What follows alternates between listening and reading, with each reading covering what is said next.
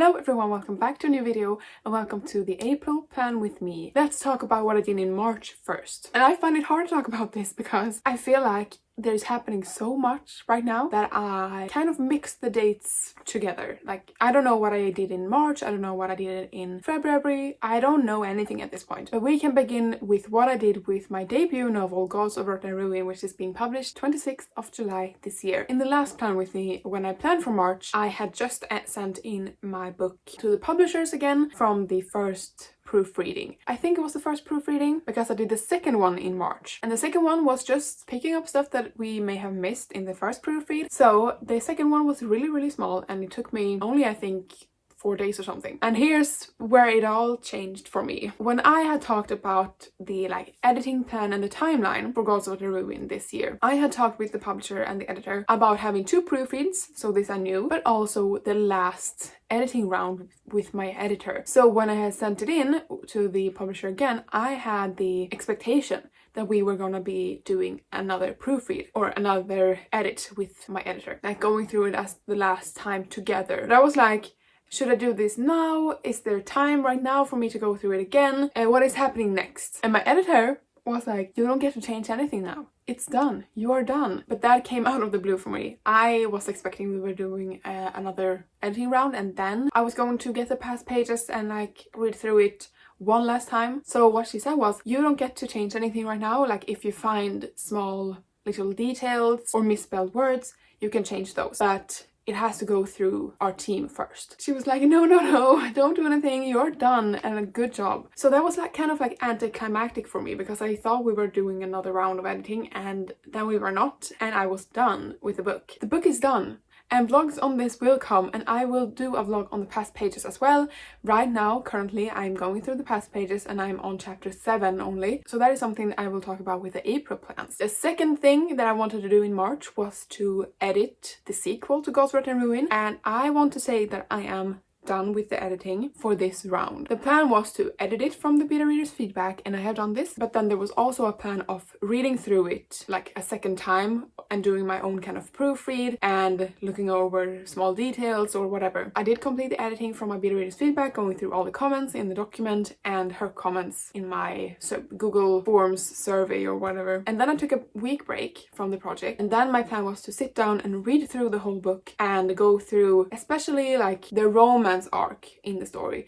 So I was going to read from beginning to end, looking over the romance arc in the beginning half at least. But when I started rereading it, it was just a big ass wall in front of me that I couldn't really go through or climb over or anything. It felt like an impossible task for me to go through this and be critical of it because I was kind of tired of it. I had just finished a whole editing of this book, so I had gone through all the emotions of changing stuff, adding stuff, deleting stuff. And when I also got back from the publisher with the past pages, because I did get the past pages in March, and when I got that email, she also answered about the sequel, saying that she wouldn't be able to read it until fall 2023, which just took some weight off of my shoulders, knowing that I don't have to get this done right now in March. I can do this in May, June, July, and send it to her as soon as I'm done, because she said that that was okay. I could send it to her and she would read it as soon as she can, which is good. And I just don't want to stress with this project right now because third thing in March, I have begun my romance book. I filmed a video on this. I can link that in one of these corners and also in the description below. I filmed a video of outlining this romance book idea, and I love outlining. You know this about me if you have followed me for a long time. I love outlining so much, and I had such a fun time outlining, and I filled out character sheets and I outlined chapters up until the halfway point. I know the scenes from each plot beat, but I don't know exact chapter. I don't know how many chapters in this book, but I wanted to get going with the outlining and then go with the flow on the book. So I did that, and I have a video up on my channel. But I also started the book, and I started it March the 26th, I believe. Today it's, by the way, March 29th. And yesterday I got to 2,700 something words. So I have already started the book. I have written 2 chapters, one from each point of view, and the beginning I feel like is so fun. It's a good opening chapter, a good opening scene. I do believe if you're a romance reader, you would want to know what comes next, and that's everything I can ask for in a romance, and that's really good, I think, for sending in a book to like a contest, but my idea was that I would read through the sequel in March, and then in April I will begin writing this new book idea. But the 26th of March, it was a Sunday I believe, something just clicked in my mind, like a puzzle piece fit directly into the manuscript idea, something that I had been like struggling with a female point of view, like her dark past. What is the darkness inside her that she hides with all her sunshine? So when that clicked in my mind, I knew that I needed to sit down and actually write. And I have a plan of being done with this last of June. And to do that, I'm gonna write 800 words minimum a day. Some days, like today when I'm free from work, I am gonna try to write more than that. 800 words minimum, and I've done this for the last 3 days and it has been going well so far. And so the plan is to write this in 3 months and have 70,000 words as the end goal, word count wise. I know I can do this. I have done it before. I do write quite fast. I have written, I think, all of my books in a 3-month or 4-month period. I do think I have a good one.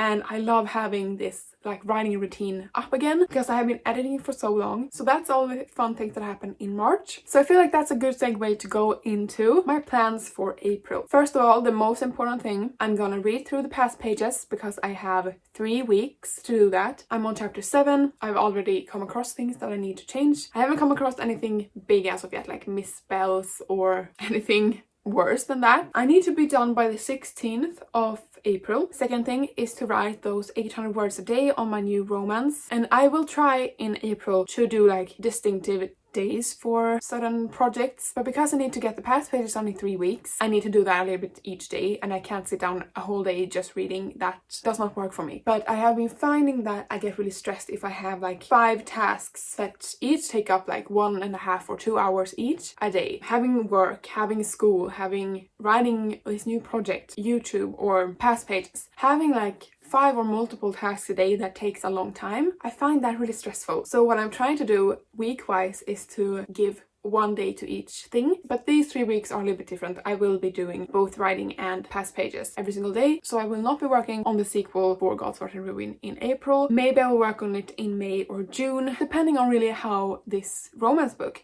is going. But my plan is to edit it as soon as I'm done with the romance book, and I have read through the romance book and edited it and sent it in for that contest. I want it out of my head and off of my desk so that I can focus on the sequel after that contest is all done. Another thing for April is that I'm gonna beta read a book. The person that beta read the first and second book in my fantasy series, she has written a new fantasy book, and it's Lover's Goodness, and I'm gonna start reading that in April. And this just means that I will take like maybe 1 hour each day to read that, but I'm very excited. I want to read a good fantasy book because it has been so long since I have. With that said, let's go into the reading that I did in March. I'm gonna try to do this very quick because I've already talked so damn much. I don't really remember which books I talk about in the last video, but I finished The Chase. I finished that on the 24th of February. I gave it 4 stars. It was really good. It didn't have a third act breakup, which I really enjoyed. They were together the whole time and they got through it together, which I really liked. And that's by Elle Kennedy, by the way. But then I finished Spy X Family Volume 1 by Tatsuya Endo. It's a manga about this spy man getting this new job. And he needs to infiltrate this school, and in order to do that,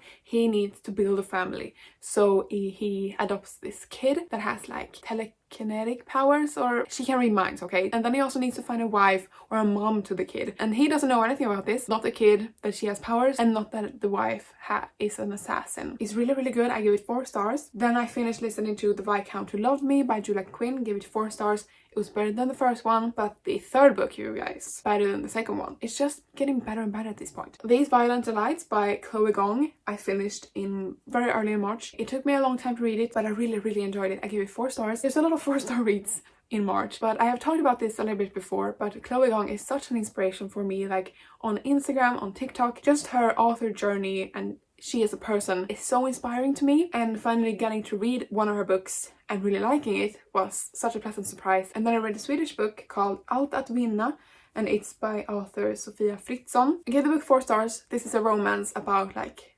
cars and racing, and the atmosphere of this book was so good. It really felt like I was in the late summer. I could feel the breeze, I could like smell all the smells, and it was just so atmospherical and very romantic. And I was glad that it was kind of a little bit steamy as well, because I feel like some Swedish romances that I have read, they don't give you enough steam at all. Then I read another manga which is called Lyckans knappnål. I read it in Swedish and it's by Nea.andherbooks. I'm sorry for the pronunciation on that, but I gave it 3 stars. This is like a standalone manga and it's kind of like a feel-good romance. I read this in the Swedish translation and it was so bad. I gave the story in of itself 3 stars because it was kind of feel-good. I don't really like feel-good, so there was nothing like happening in the book, but the Swedish translation, like the actual wording of the sentences, just felt so off. Translating, I think, from Japanese to Swedish directly doesn't really go well at all. The previous manga that I just talked about, I read as an English translation, so that was all good. Like, I laughed out loud. I found that the translation was really good, but this one was so bad. Most of the times,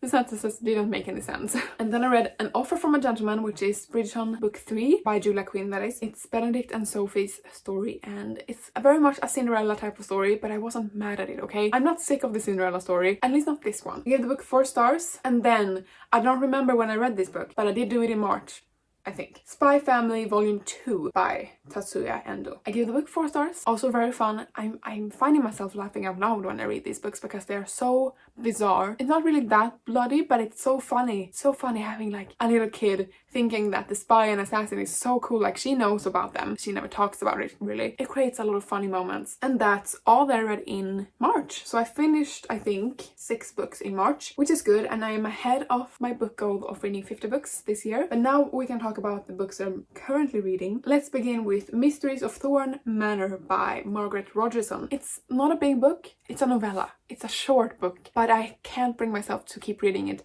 because I thought that the beginning part was pretty freaking boring. It doesn't really matter that I really enjoy the characters in the first book or the book, Sorcery of Thorns, because the story is lacking a lot in my opinion. They are trapped in this magical house by some magical sorcery stuff, and they need to figure out like how to get rid of the curse or whatever that is on the house so that they can host this ball. And for me, it's too focused on the like trying to fix the curse than actually like being with the characters, so it's not going good, okay? But I want to just finish it so that I have it read, you know. And then I am reading Defy the Night, and I actually have the book here so I can show you. Defy the Night by Bridget Kemmerer, and she also wrote A Curse So Dark and Lonely and that whole series. I haven't read that series by her, but this one, I am 140 pages into this book and it's so damn good. It has that friends to lovers to enemies to friends to lovers, or that's at least what I'm thinking. It's so damn good. I could guess the kind of plot twist really early on, and I think anyone that has read this could, but even though I could guess it, the payoff is so good and it is playing with my heartstrings, okay? I feel upset when the main character is upset. I feel excited when the main character is excited, or she hasn't really been excited yet. But like the tension is so strong in this book, and I haven't read a good fantasy book in a while. I thought that my YA fantasy days were over. This book proves that it's not. And then I haven't started this book, but I have it borrowed from the library, and that's How to Be a Wallflower by Eloisa James. And this is a Swedish version because I love the cover so damn much and I want to read it in Swedish. And I actually opened this a day ago or something.